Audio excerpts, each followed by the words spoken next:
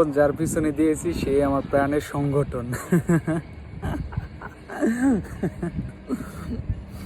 কোন লেভেলের ভাই আপনি? আপনি কোন লেভেলের আমি বুঝি না। আপনি তো বিশাল যৌবনদাতা, বিশাল প্রেমখোর। আপনার এই খোর জীবন মানে কেমনে পার করেন আপনি? কই রেহেন এত খোর? আমি নিজেও বুঝি না। আয়াম তো অবাক। মানে আল্লাপাক বলছে যে তোমার এই বয়সে ইবাদত করো, এই বয়সে সবচেয়ে গ্রহণযোগ্য ইবাদত হয়েছিল তোমার এই যৌবন বয়সে। আর তুমি যৌবন বিলাও যে অন্য বেড়ির লগে, আর তুমি যৌবনের কথা কইতেছো তোমার রাজনীতির লগে। ভাই মুখে আল্লাহ কইছে একটা, তোরা করস একটা, আর তোরা দেখাইতেছস আর একটা। হোয়াট দ্য মিন ভাই?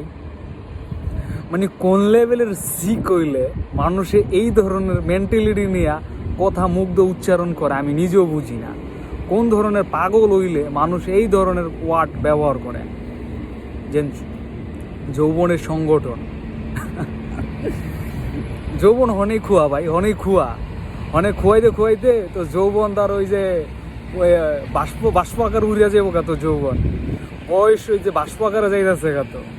তো যৌবন যার পিছনে খুয়াইতেছস ভাই, এইগুলো তো যৌবন খাইয়া যাইব, যৌবনে জম পড়িয়া যাইব। কোন লেভেলের খোর হইলে আমি বুঝি না এই ধরনের ওয়ার্ড ব্যবহার করে। হ্যাঁ, আবার মানুষরা জানায় ভাই যেখানে খাড়ানোর কাম ওইখানে খাড়াইতে কই আল্লাপাক খাড়াইতে কইছে এক জায়গায়, তোরা খাড়াস আর এক জায়গায় আর দেখাস আর এক জায়গায়।